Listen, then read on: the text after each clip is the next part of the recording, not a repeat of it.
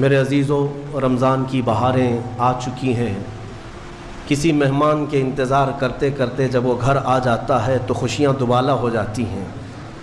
آج کی رمضان المبارک کی پہلی تراویح میں ہم نے قرآن عظیم کا ایک پارہ مکمل تلاوت کیا ہے۔ اللہ عز و جل ہمیں مکمل قرآن عظیم صحیح تجوید کے ساتھ پڑھنے اور آپ سب کو صحیح سننے کی توفیق عطا فرمائے۔ یہ اللہ تعالیٰ کا کتنا بڑا کرم و احسان ہے کہ رجب سے ہم دعا کرتے رہتے ہیں کہ اے اللہ رجب و شعبان میں برکت دے دے اور رمضان تک ہماری زندگی کو پہنچا دے، اور رب تعالیٰ نے آپ سب کی سن لیا اور رمضان آپ سب کو دے دیا، ورنہ آج بھی کچھ لوگوں کی موت ہوئی ہے۔ لہٰذا اے سنی مسلمانوں، اس کی قدر کرو، اسے ہلکے میں نہ لو۔ رمضان المبارک جیسے آ جاتا ہے تو اللہ تعالیٰ سب رزق کے دروازے کھول دیتا ہے، اور تمہارے لیے اتنے انتظامات اس نے کر رکھے ہیں کہ شیاطین چھیڑ چھاڑ کے لیے تمہارے ساتھ نہ رہیں، ان کو بند کر دیا گیا کہ تم خالص اللہ کی عبادت کرتے رہو، کوئی شیطان تمہیں پریشان نہ کرے۔ اسی لیے تو قید کر کے رکھا گیا شیطانوں کو، جب تک عید کا چاند نظر نہیں آئے گا کوئی شیطان نہیں اترے گا۔ میرے عزیزوں، اللہ تعالیٰ نے تمہارے لیے انتظامات اتنے کیے، یہاں تک کہ حدیث رسول ہے، میرے آقا فرماتے ہیں قیامت کے دن رمضان اور قرآن جس کی حمایت میں کھڑے ہو گئے اس سے جنت میں جانا واجب ہو جائے گا، جس کی یہ شفاعت کر دیں رمضان اور قرآن۔ اور ساتھ میں میرے آقا صلی اللہ علیہ وسلم نے یہ بھی فرمایا، یاد رکھو رمضان اور قرآن جس کے خلاف کھڑے ہو گئے تو پھر اس کو دوزخ میں جانا واجب ہو جائے گا۔ آج رمضان المبارک کی جو خصوصیات ہے وہ تراویح کی شکل میں ہمیں ملی ہے۔ بہت سارے لوگوں کو ایسا لگتا ہے کہ 20 رکعت ہے، لمبی ہے، کون پڑھے گا، پھر پڑھ لیں گے، پھر دیکھ لیں گے۔ جس کے اندر یہ سستی اور کاہلی آئی، یہ علامت میں بتا رہا ہوں آپ کو، علامت حدیث رسول ہے، نماز صرف منافق پر بھاری ہوتی ہے، مومن پر نہیں۔ مومن ہوگا تو نماز میں لذتیں محسوس کرے گا، منافق ہوگا تو اس کے لیے نماز اور بھاری ہوگی۔ ارے امام صاحب اتنی لمبی قرات کرتے ہیں، کھڑے ہیں تو کھڑے ہو گئے، رکوع میں جا ہی نہیں رہے، یہ کس کو بھاری لگتی ہے؟ جس کے اندر نفاق ہو۔ اللہ سے خوف کرنے والوں کے لیے نماز بھاری ہو ہی نہیں سکتی۔ ہم معمول کے مطابق تفسیر قرآن کو، جیسے ہر سال میری عادت ہے، میں قرآن جو تلاوت کرتا ہوں اس کے کچھ گوشے آپ تک رکھنے کی کوشش کرتا ہوں۔ یہ اور بات ہے کہ 6 سال کے بعد اسی ممبر پر دوبارہ ہم تفسیر بیان کریں۔ اللہ تعالیٰ اس مسجد کو ہمیشہ شاد و آباد رکھے، ہم رہیں یا نہ رہیں یہ ممبر سدا سلامت رہے۔ آج قرآن کی جو تلاوت ہم نے کی ہے وہ سورہ بقرہ، سورہ فاتحہ کے بعد پہلی سورہ قرآن میں سورہ بقرہ ہے۔ سورہ بقرہ سب سے بڑی سورہ ہے قرآن پاک میں، تقریباً 2.5 پارے پر مشتمل ہے، 280 کے قریب آیات ہیں، اور سورہ بقرہ کی بڑی برکتیں بھی ہیں۔ ایک روایت میں ملتا ہے کہ پورے قرآن کا جو کچھ بھی مضمون ہے اللہ نے وہ سب سورہ بقرہ میں بیان کر دیا۔ پورے قرآن میں جو کچھ بھی ہے وہ سورہ بقرہ میں، اور جو سورہ بقرہ میں ہے وہ سورہ فاتحہ میں، پورا سورہ فاتحہ میں ہے۔ اور اسی کو مولا کائنات علی مرتضیٰ نے فرمایا کہ اگر میں سورہ فاتحہ کی تفسیر لکھنے بیٹھ جاؤں تو 70 اونٹوں کو بوجھل کر سکتا ہوں۔ کیوں؟ اس لیے کہ سورہ فاتحہ ہی قرآن کا نچوڑ ہے۔ مختصر سی چند چیزیں آپ کے سامنے رکھتے ہیں۔ ایک اہم آیت اس میں آئی ہے۔ کچھ لوگوں کو قرآن سے ایسی چیزیں نکالنے کی عادت ہے کہ کہیں حضور کی شان میں کچھ کمی نظر آ جائے، کہ حضور پاک صلی اللہ علیہ وسلم کو یہ نہیں تھا، وہ نہیں تھا، ان کو وہی چیزیں ملتی ہیں، حالانکہ قرآن کا مفہوم وہ نہیں ہے، سمجھ کا ان کے قصور ہے، عربی سے نابلد ہے، ناآشنا ہے، کچھ بھی اٹکل پچھو مار کے ترجمے میں گمراہ ہو جاتے ہیں۔ لیکن قرآن نے آداب سکھائے۔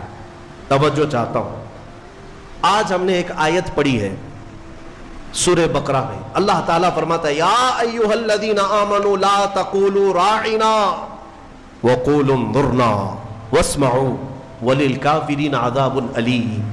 اے ایمان والو راعنا مت کہو، راعنا مت کہو۔ کیا مطلب ہے اس کا؟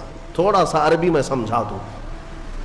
ہوتا یہ تھا کہ رسول پاک صلی اللہ علیہ وسلم جب مجلس میں صحابہ کو درس دیتے، کوئی بات اگر کسی صحابی کو سمجھ میں نہ آتی تو وہ یوں کہتے راعینا یا رسول اللہ.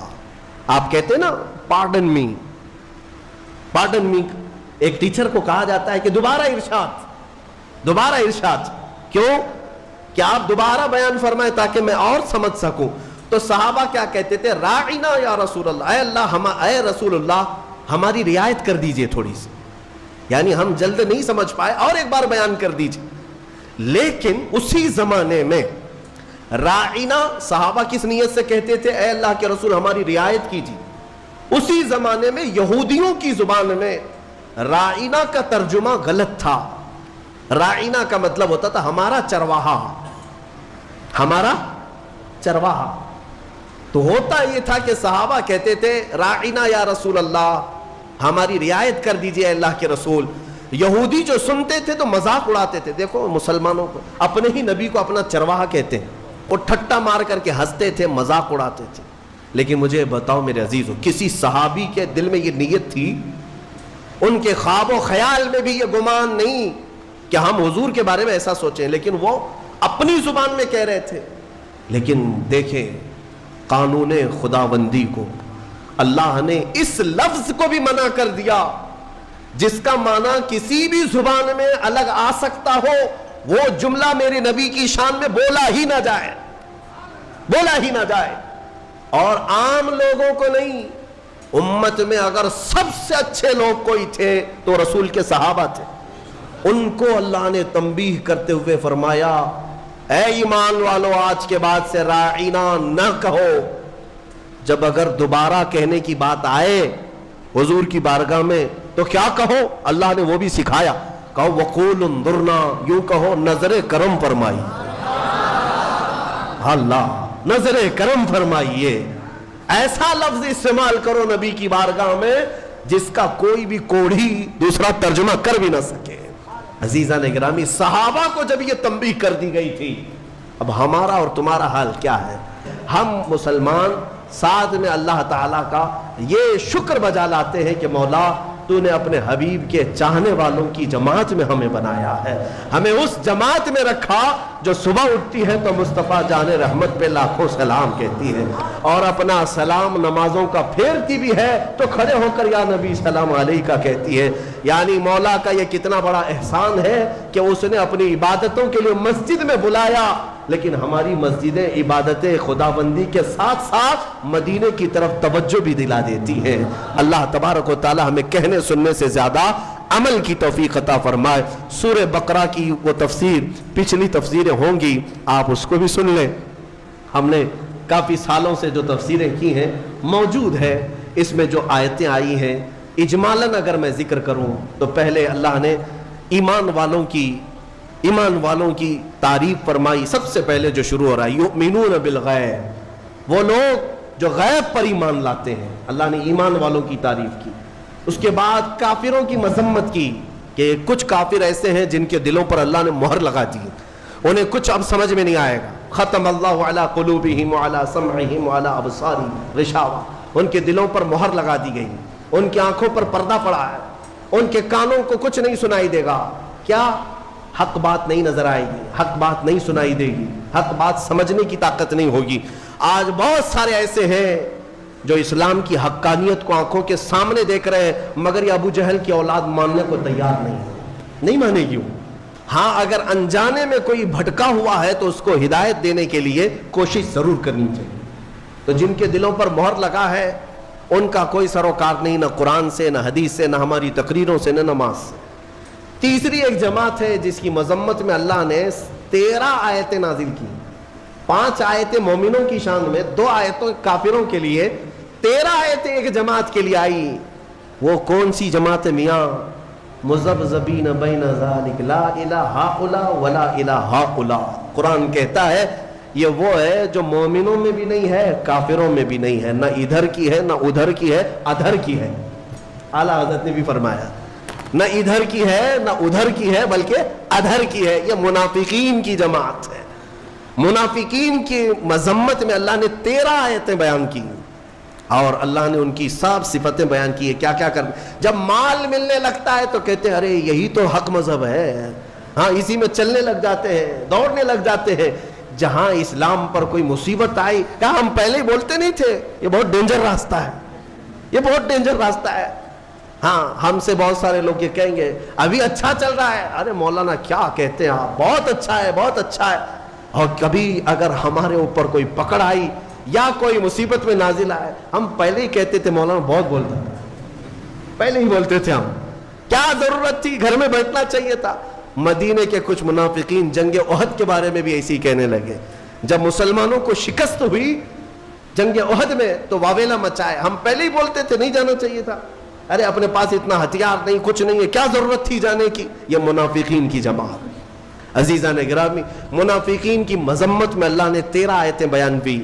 اس کے بعد اس بارے میں آدم علیہ السلام کی تخلیق کا ذکر ہے، موسیٰ علیہ السلام کی امت کا ذکر ہے، اور سورہ بقرہ جس وجہ سے یہ ہوئی ہے نام اس کا، وہ پورا واقعہ موجود ہے۔ بنی اسرائیل میں ایک گائے کو ذبح کیا گیا تھا، وہ بھی کھانے کے لیے نہیں، وہ تو حضرت موسیٰ علیہ السلام کا ایک معجزہ ظاہر کرنا تھا۔ ایک آدمی قتل ہو گیا تھا، مرڈر ہو گیا تھا، اس کو کس نے مارا یہ معلوم کرنا تھا۔ تو اللہ تعالیٰ کی حکمت ہے، اللہ نے اس قوم کو حکم دیا موسیٰ علیہ السلام کی زبان کے ذریعے سے، جاؤ ایک گائے ذبح کرو۔ اور وہ گائے بھی کیسی، جو کسی کھیت میں نہ جوتی ہو، نہ کسی نے اس کو خود سے پالا ہو، وہ اپنے آپ سے پلی ہو، اور کلر بھی اس کا نہ سفید نہ کالا بلکہ پیلے کلر کی ہو، بچی بھی نہ ہو بوڑھی بھی نہ ہو، بالکل جوان ہو۔ ایسی گائے کہاں ملے گی؟ بنی اسرائیل ڈھونڈ ڈھونڈ کر کے لائے، وہ بھی بڑی قیمت میں۔ کتنی قیمت؟ گائے کے وزن کے برابر سونا اور چاندی دے کر ایسی گائے لے کے آئے۔ یہ تفصیلی واقعہ ہے۔ اس گائے کو ذبح کر کے اس کی دم لے کر وہ مرے ہوئے آدمی کو مارا گیا، وہ زندہ ہو گیا، اور اس نے بتایا مجھے کس نے قتل کیا، میرے چچیرے بھائی نے مجھے مارا مال کی لالچ میں، اور وہ زندہ ہوا، بتایا اپنے قاتل کو، اور پھر مر گیا۔ بس اتنا کام تھا۔ یہ جو پورا واقعہ ہوا ہے اسی کا ذکر اس پارے میں آیا، جس کی وجہ سے اس سورے کا نام سورہ بقرہ رکھا گیا ہے۔ سورہ بقرہ، بکرا نہیں، بکرا جو ہے یہ مینڈے دمبے کو کہتے ہیں، بقرہ ہے، بقرہ گائے کو کہتے ہیں۔